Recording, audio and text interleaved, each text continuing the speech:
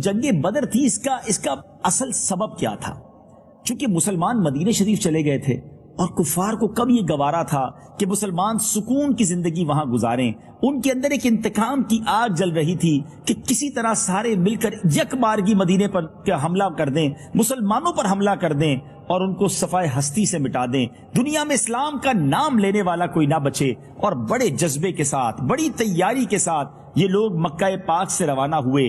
اب نبی پاک علیہ الصلوۃ والسلام جب صحابہ کرام کو مدینہ شریف سے باہر لے کر نکلے تو انصار صحابہ کی طرف نبی پاک علیہ الصلوۃ والسلام نے توجہ فرمائی، کیونکہ انہوں نے پیارے آقا علیہ الصلوۃ والسلام کے ہاتھوں پر یہ بیعت کی تھی کہ ہم اس وقت تلوار اٹھائیں گے جب کفار مدینے پر چڑھ کر آئیں گے. اور یہاں تو مدینے سے باہر نکل کر جنگ کا معاملہ تھا. انصار سے قبیلہ خزرج کے سردار حضرت سعد بن عبادہ رضی اللہ تعالیٰ عنہ نبی پاک کا چہرہ انور دیکھ کر بول اٹھے، یا رسول اللہ صلی اللہ تعالیٰ علیہ وسلم، کیا آپ کا اشارہ ہماری طرف ہے؟ خدا کی قسم ہم وہ جانثار ہیں کہ آپ کا حکم ہو تو ہم سمندر میں کود پڑیں. اور ایک انصار کے معزز سردار حضرت مقداد بن اسود رضی اللہ تعالیٰ عنہ نے جوش میں آ کر عرض کیا، یا رسول اللہ صلی اللہ تعالیٰ علیہ وسلم، ہم حضرت موسیٰ علیہ الصلوۃ والسلام کی قوم کی طرح آپ سے یہ نہ کہیں گے کہ آپ اور آپ کا خدا جا کر لڑیں، بلکہ ہم لوگ آپ کے دائیں سے، بائیں سے، آگے سے، پیچھے سے لڑیں گے. انصار کے ان دونوں سرداروں کی تقریروں کو سن کر نبی پاک علیہ الصلوۃ والسلام کا چہرہ خوشی سے چمک اٹھا. ناظرین، یہ عجیب جنگ تھی.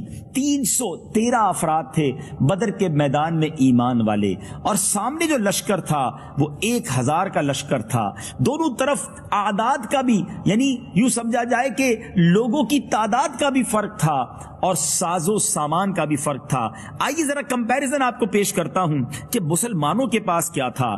یاد رہے کہ مسلمانوں کی تعداد 313، ان کے پاس صرف 2 گھوڑے تھے، 70 اونٹ تھے، شکستہ کمانیں، ٹوٹے ہوئے نیزے اور پرانی تلواریں تھیں، مگر ان کا جذبہ ایمانی بے مثال تھا. انہیں سامان جنگ پر نہیں، اللہ اور اس کے رسول پر بھروسہ تھا. اب جو سامنے لشکر تھا، اوپوننٹ جو تھے، ان کا حال کیا تھا؟ ان کے پاس ان کی تعداد 1000 تھی، 100 برق رفتار گھوڑے تھے. مسلمانوں کے پاس 2 گھوڑے تھے، کفار کے پاس 100 گھوڑے تھے. ان پر 100 زرہ پوش جنگجو سوار تھے، بلٹ پروف جیکٹ جس کو آپ کہیے، پورے زرہ پوش جنگجو سوار تھے. 700 اعلیٰ نسل کے اونٹ، کھانے پینے کے ذخائر کے انبار. اتنا کھانا تھا کہ روزانہ اس لشکر کے لیے 9 10 اونٹ ذبح کیے جاتے اور اس کے کھانے بنائے جاتے. ہر شب بزم عیش و نشاط برپا کی جاتی اور یوں سمجھیے کہ ناچ گانوں کی محفلیں منعقد کی جاتی. اب شاعر اس کی منظر کشی کیسے کرتا ہے؟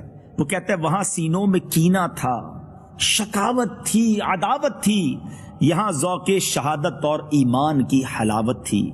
مجاہد جن کو وعدے یاد تھے آیات قرآن کے، کھڑے تھے صبح سے ڈٹ کر مقابل فوج شیطان کے. جو غیرت مند راہ حق میں تھے مصروف جاں بازی، ابد تک نام ان کا ہو گیا اللہ کے غازی. شہادت اعلیٰ منزل ہے مسلمانی سعادت کی، وہ خوش قسمت ہے مل جائے جنہیں دولت شہادت کی. محمد کی محبت دین حق کی شرط اول ہے، اسی میں اگر ہو خامی تو سب کچھ نامکمل ہے. محمد کی غلامی ہے سند آزاد ہونے کی، خدا کے